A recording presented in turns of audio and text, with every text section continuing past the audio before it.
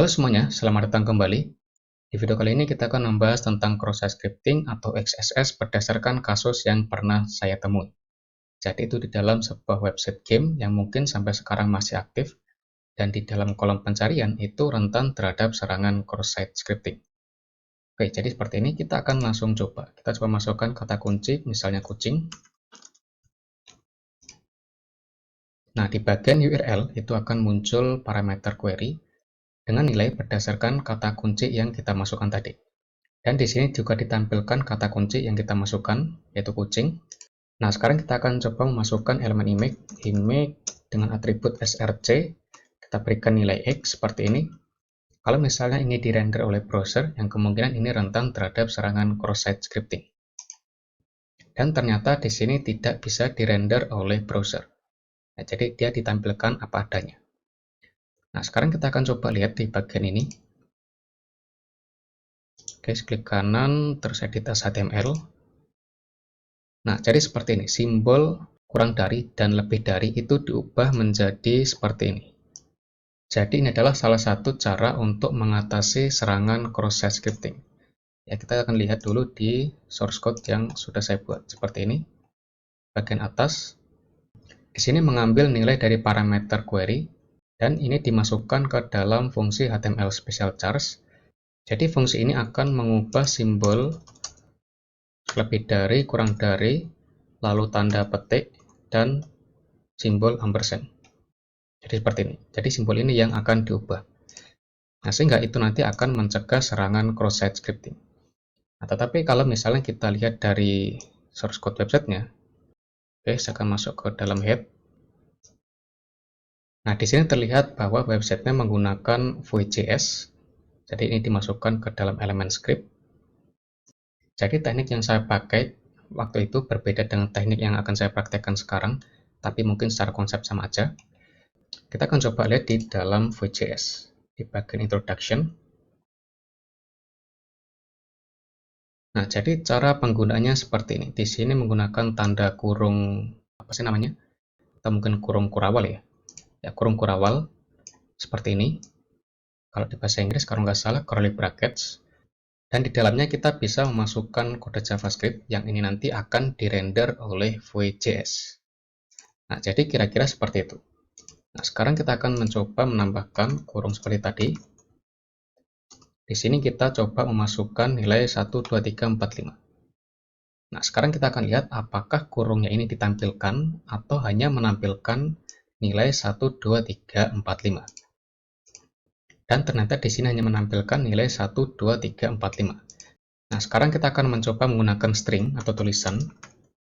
Jadi kita akan update dengan tanda petik.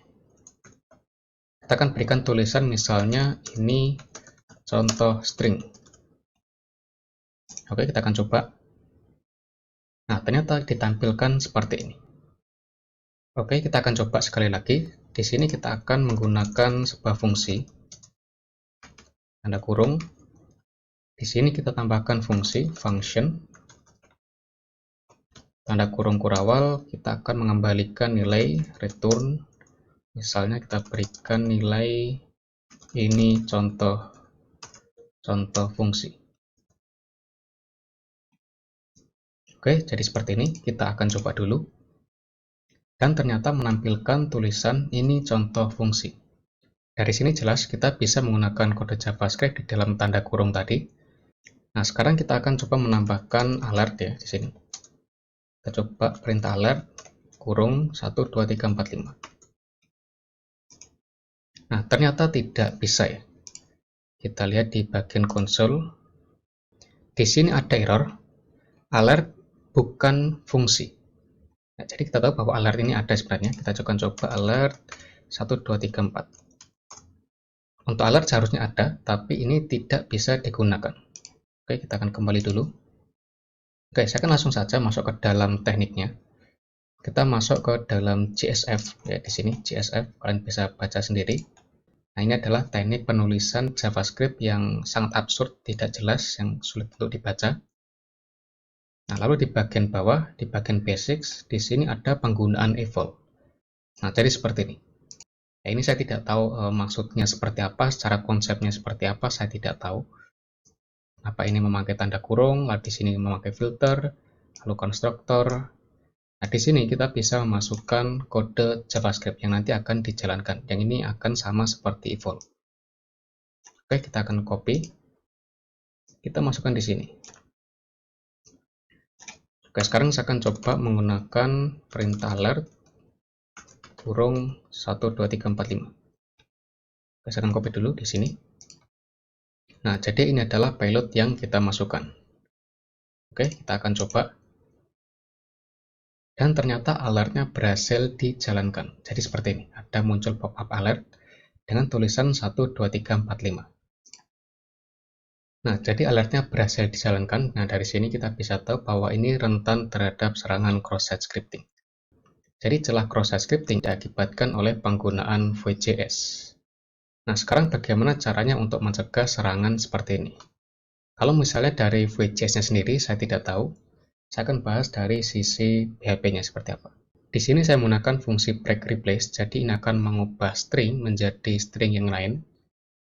Dan ini saya menggunakan regular expression, jadi karakter selain huruf, angka, simbol negatif, dan spasi itu akan diubah menjadi string kosong, jadi akan dihilangkan. Nah, jadi seperti itu. Nah, sekarang kita akan mencoba payload yang tadi. Oke, jadi seperti ini, kita akan coba. Nah, jadi alertnya tidak berhasil dijalankan dan memunculkan seperti ini. Nah, sekarang kita akan coba masukkan elemen image srcx, ini payload yang awal tadi. Jadi simbol apapun selain tanda negatif itu akan dihilangkan.